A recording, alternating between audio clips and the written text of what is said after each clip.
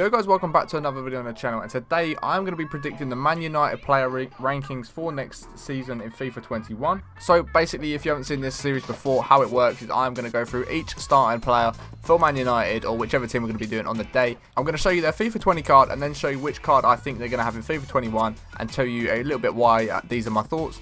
But if there's any team that you guys want to see me do, let me know in the comments below, and I'll definitely get onto that as soon as I can. And if you aren't already, be sure to smash that subscribe button and ding on the bell for the best FIFA content around. We're trying to get this channel up and running before FIFA 21 does drop, so we can really get the ball rolling once it does drop. But yeah guys, no more messing about, we're going to jump straight into the Man United ratings. So first up we have got David De Gea, the man, the myth, the legend that plays in goal. As you guys know, he's had a bit of a stinker this season. There's been some moments where he's dropped balls that he really shouldn't have, and I think he's going to go from an 89 down to an 87. I know it says -3 and it's actually only -2, that's my bad. But yeah, I do believe that he's going to drop down to an 87, as a few of his stats are going to drop. His handling's definitely going to drop. His diving's probably going to drop a little bit. His reflexes are probably going to drop. He's getting older, so his reflexes are obviously going to go down. But the balls that he's dropped in this season, he's given away some crucial goals, which have forced Man United to lose games. So that is why I think De Gea's rating is going to go down. Next up, we got Bailly, who hasn't really played a lot this season. He's been out a lot of the season with injury, so for that reason, I think he's going to stay exactly where he is, pretty much with the exact same card, as EA don't really have anything to go off of it changing. So yeah, I think Bailly's going to change exactly the same. Then we've got Lindelof, who I believe is going to get a +1 rating, nothing too crazy. As you can see, a little pace, shooting, and dribbling boost, as well as a pretty big defensive and physical boost. As if a defender's going to go up in rating, the other stats aren't going to go up so much. It is going to be them defensive and physical stats that will go up. So that is the FIFA 20 card for Lindelof, and then the FIFA 21 card that I believe he will have. Next up, Harry Maguire. Although he is in a bit of a sticky situation right now, I believe he's going to get the +1 rating for his season. He's not had an amazing season. There's been some shocking moments in there for him. However, there's been a lot of hype around him for whatever reason, and people do believe he's had a better season than he has. So for that reason, I think EA will bump him a little bit with a bit of a pace boost and a slight defensive and physical boost. So then getting on to Luke Shaw. Again, he's just had a bang average season. Nothing different to normal for Luke Shaw. So maybe his pace will go up a little bit and a defensive and physical slight boost. But other than that, I don't really see the card changing at all. So then we got Wamba, who I've actually predicted has got 4 ratings this season, as when he went to Man United, he was obviously at Palace beforehand and he had a low rated card. However, now he's had his first full season at Man United and he's showed himself. He's played a majority of the games and he has had a pretty good season. I think EA will then boost that, 1 for the fact that he is playing for Man United, and 2 for the fact he has a good season. So they'll give it a little extra of a boost, so I think he will get the +4, taking him to an 83, therefore taking his pace up by 2, his shooting by 5, passing by about 5, dribbling by 4, defensive by 6, and physical by 5. And that is the Wamba card I believe we will see at the start of FIFA 21. So now for McTominay, he has had a lot of hype from the Man United fans and the media around Man United. They all believe he's one of the best players. They reckon he's better than Declan Rice, which I just have to disagree with. I'm sorry, but I just don't see it. But yeah, I believe he'll get a +2 rating, as he will be one of the basic Man United players for FIFA 21. However, he will still get a bit of a rating boost by about +2, I believe, and I think that's the FIFA 21 card we'll see for McTominay.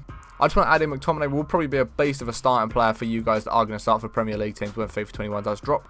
So next up we got Matic, who's had a pretty solid season in all fairness to him. I believe he's going to get an 82+ rating. I think one of the stats that's going to increase most for Matic is his shooting, as he's scored quite a lot of long range bangers this season. So for me, his shooting's going to go up. He might get a little pace boost, as well as defending, physical and dribbling boost. So I believe he'll go from an 81 to an 83, and as you can see, his stats are on screen. Then coming to Pogba, I really don't rate Pogba. I'm sorry, but because of the fact he's at Man United, he's someone who will sell the packs for EA Sports. I don't believe they will drop his rating, just for the fact, like I say, he's a face that people are going to want to get into their team at an 88 rated card. People like Pogba because of the sort of player that he is. They like his flair. They like how he was at Juve. Sadly, he's not like that at Man United.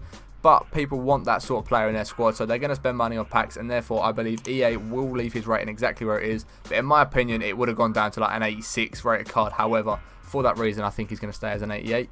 Now we're coming on to Bruno Fernandes, as people like to say it. Bruno Fernandes has scored a fair amount of penalties this season, but nonetheless, he has still had an amazing season since he's come to Man United. He's really changed Man United's season from when they signed him. They really started to improve. So I believe he's going to get a +2 rating up to an 87. He could even look at higher than this, in all fairness to him. So I believe he's going to get a big pace, a big shooting, a big passing, a small dribbling and defensive and physical boost.